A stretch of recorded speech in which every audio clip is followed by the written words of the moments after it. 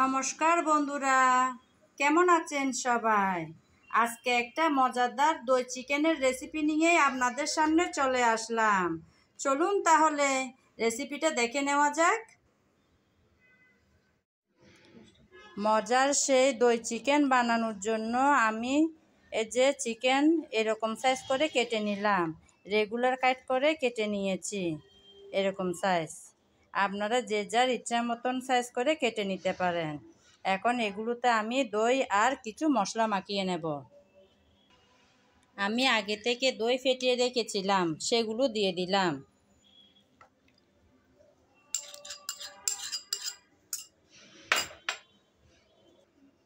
তারপর দিলাম রসুন বাটা, তারপর দিলাম আদা বাটা। এখন দই, আদা, রসুন বাটা একসাথে ভালো করে আমি চিকেনের গায়ে গায়ে মেখে নেব, যাতে প্রত্যেকটা চিকেনের গায়ে গায়ে ভালো করে লেগে থাকে মশলা আর দই। আমি ভালো করে মাখিয়ে নিলাম। এখন ডেকে রেখে দেব 10 থেকে 15 মিনিট। ফিরে আসবো 10-15 মিনিট পর, ততক্ষণ সঙ্গে থাকুন। আমি প্রায় 10-12 কি 15 মিনিট পর এসে দেখলাম চিকেন কিন্তু ভালো করে ম্যারিনেট করা হয়ে গেল। এখন রেসিপিটা বসানোর পালা। দই চিকেন বসাবো বলে চুলায় একটা প্যান বসিয়ে তাতে পরিমাণ মতো তেল দিয়ে তেল গরম করে নিয়েছি। এখন গরম তেলে পেঁয়াজ কুচি দিয়ে দিলাম। পেঁয়াজ কুচি আমি নেড়ে চেড়ে ভেজে নেব।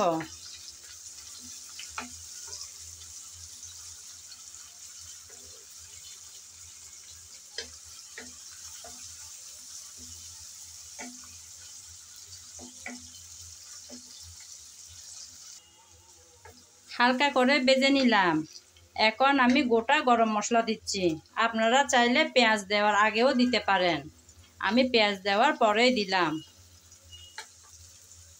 গরম মশলাটাও পেঁয়াজের সাথে ভালো করে ভেজে নেব, যতক্ষণ না সুন্দর ফ্লেভার আসে।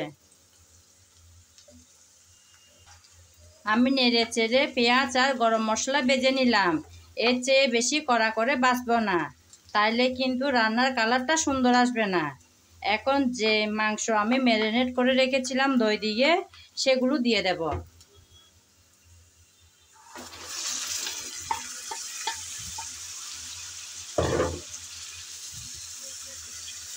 ম্যারিনেট করা মাংস দিয়ে কিছুক্ষণ নেড়ে চেড়ে ভালো করে কষিয়ে নেব।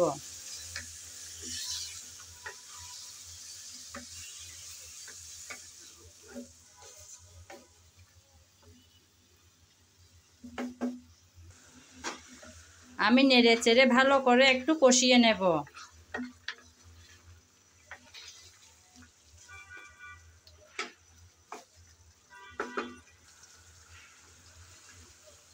আমি 2-3 বার করে এভাবে প্রায় 5-6-7 মিনিটের মতন ভেজে নিয়েছি। এখন যে মশলাগুলো রেখেছি তা পরপর দিয়ে দেব।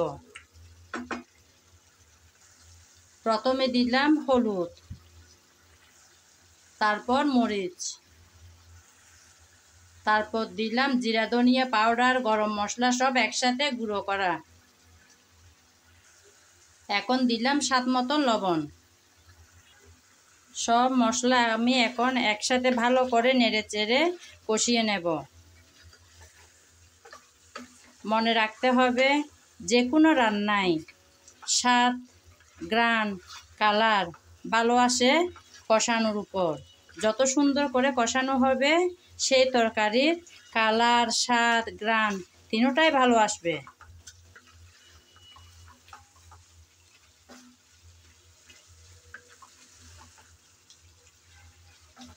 আমি ভালো করে নেড়ে চেড়ে মিশিয়ে দিলাম।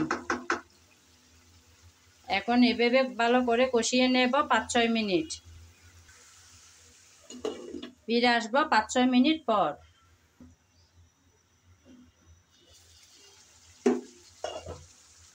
প্রায় 5-6 মিনিট আমি ডেকে ভালো করে কষিয়ে নিয়েছি। এখন আবারও একটু ভালো করে নাড়িয়ে দেব, যাতে নিচে লেগে না যায়, কারণ এখানে আমি পানি দিই নাই, নিচে লেগে যাওয়ার সম্ভাবনা থাকতে পারে। আমি দই দিয়ে যেভাবে ম্যারিনেট করেছিলাম তখন যে পানি বের হয়েছিল ওই পানি দিয়ে রান্নাটা সেরে নেব, এক্সট্রা কোনো পানি দেব না। আবারও নাড়িয়ে দিলাম, আবারও ডেকে রান্না করব 5-6 মিনিটের জন্য।